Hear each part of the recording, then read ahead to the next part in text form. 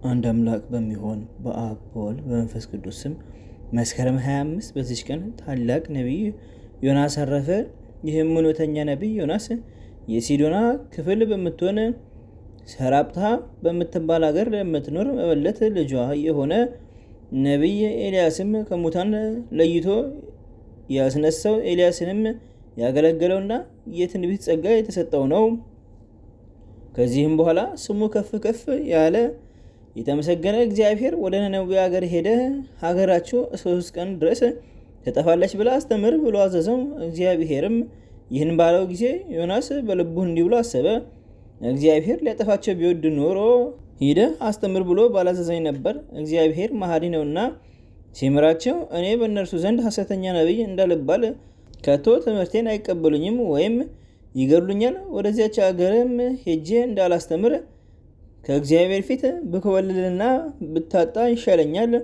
ወንድሞቼ ከፈጣሪው ከእግዚአብሔር ፊት ለፍጡር ማምለጥ ይቻለዋልን? ይህስ ዮናስ የእስራኤልን ልጆች ከሚያስተምሩ ነቢያት ውስጥ ሲሆን ይህን አያውቅምን? ነገር ግን እግዚአብሔር በረቀቀ ጥበቡ ይህን አደረገ እንጂ የዮናስ በአሳ አንበሪ ሆድ 3 መዓልት 3 ሌሊት አድሮ መውጣት መድኃኒታችን በመቃብር ሆድ 3 መዓልት 3 ሌሊት አድሮ ከዚህ በኋላ ከሙታን ተለይቶ ለመነሳቱ ምልክት ይሆን ዘንድ ነው። ዮናስም ከአሳ አንበሪ ሆድ ያለምንም ጥፋት እንደወጣ እንዲሁ መድኃኒታችን ያለመለወጥ ተነስቷልና። እንዲህም ሆነ ከእግዚአብሔር ፊት ዮናስ ሸሽቶ ወደ ተርሴስ ሀገር ሊሄድ ተነሳ። ወደ ኢዮጴ አገርም ወርዶ ወደ ተርሴስ ሀገር የሚሄድ መርከብን አግኝቶ በገንዘብ መርከቡን ተከራየ። ከእግዚአብሔር ፊት ኮብልሏልና ከእርሱ ጋር ወደ ተርሴስ ይሄድ ዘንድ ወደ መርከቡ ወጣ። እግዚአብሔርም ታላቁን ንፋስ ወደ ባህር አመጣ። የባህሩን ማዕበል ከፍ ከፍ አለ። መርከባቸውም ሊሰበር ቀረበ። ቀዛፊዎችም ፈርተው ወደ ጣዖቶቻቸው ጮሁ።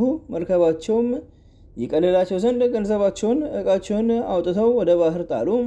ዮናስ ግን በዚያ ጊዜ ወደ ከርሰ ምድር ወርዶ ተኝቶ ያንኮራፋ ነበር። መርከቡንም የሚገዝፍ ቀዛፊ ወደ እርሱ ወርዶ ምን ያስተኛሃል? እንዳትሞት እግዚአብሔር ያድነን ዘንድ ተነስተ የፈጣሪን ስም ጥራ አለው። ይህች መከራ ያገኘችን ስለማናችን ኃጢአት እንደሆነ እናውቅ ዘንድ እርስ በርሳቸው ኑ ዕጣ እንጣጣል ተባባሉ። በተጣጣሉም ጊዜ በዮናስ ወጣበት። እነርሱም ይህች መከራ ያገኘችን በማናችን ኃጢአት እንደሆነ ንገረን። አንተስ የምታመልከው ምንድን ነው? ከወዴትስ መጣህ? ሀገርስ የት ነው? ወዴትስ ትሄዳለህ? ወገንስ ማን ነው አሉት። ዮናስም እኔስ የእግዚአብሔር ባሪያው ዕብራዊ ነኝ። ፈጣሪም ምድርና ሰማይን ባህሩንና የብሱን የፈጠረ እግዚአብሔር ነው አላቸው። እነዚያም ሰዎች ታላቅ ፍርሃትን ፈርተው ምን አድርገሃል አሉት።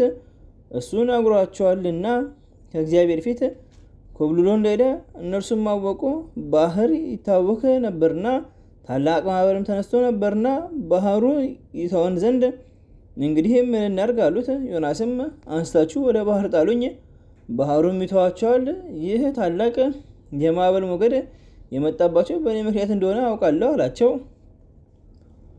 ባህሪቱም ትታወካለችና ማዕበሊቱም በእነሳቸው ትነሳለችና እነዚያ ሰዎች ወደ ምድር ሊመለሱ ወደዱ። ነገር ግን ተሳናቸው። ሁሉም አንድ ሆነው ወደ እግዚአብሔር ጮሁ። አቤቱ ስለዚህ ሰው በእውነት ልታጠፋን አይገባም። አቤቱ እንደወደድክ አድርገሃልና የጻድቅ ሰው ደም አታድርግብን አሉ።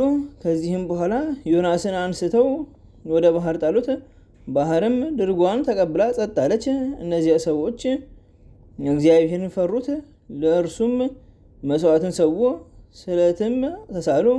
እግዚአብሔርም ታላቅ አሳ አንበሪን ዮናስን ይውጠው ዘንድ አዘዘው። ዮናስም በአሳ አንበሪ ሆድ ውስጥ 3 መዓልት 3 ሌሊት ኖረ።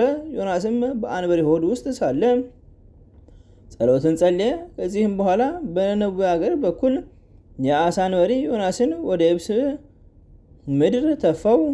የእግዚአብሔርም ቃሉ ዳግመኛ ወደ ዮናስ መጣ።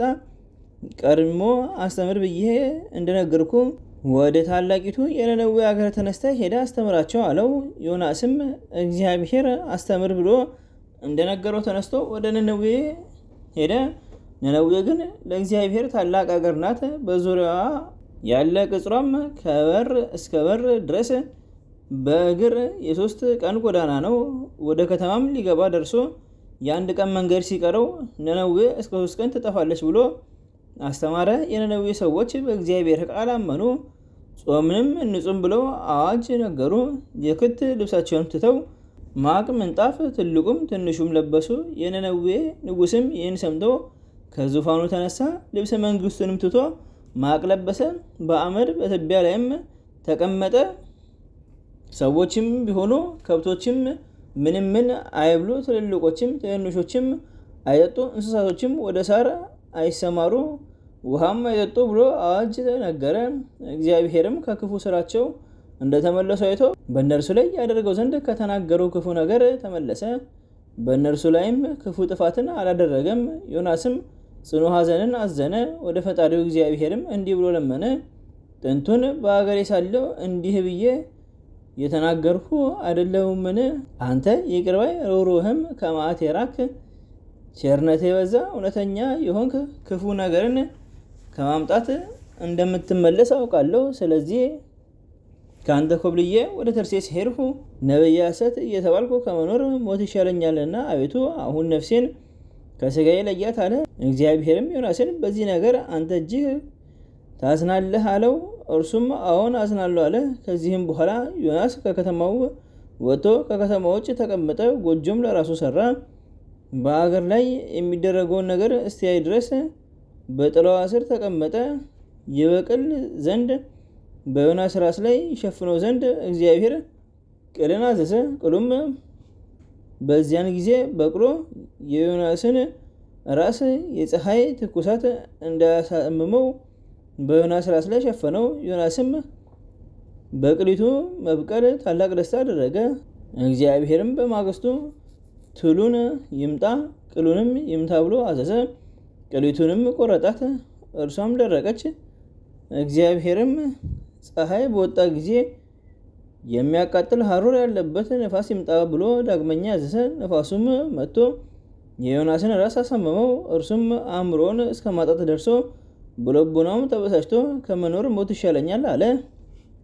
እግዚአብሔርም ዮናስን በቅሊቱ መድረቅ እጅግ አዘንክን አለው። እርሱም አዎን ልሙት እስከ ማለት ደርሼ አዘንኩ አለ።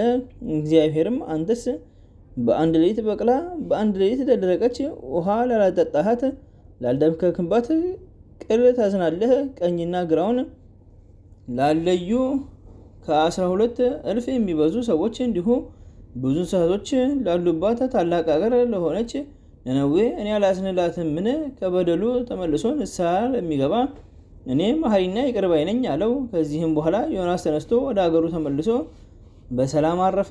መላው ዕድሜውም 170 ነው። ለእግዚአብሔር ምስጋና ይሁን፣ እኛንም በጸሎቱ ይማረን፣ በረከቱም ከኛ ጋር ትኖር ለዘላለሙ አሜን።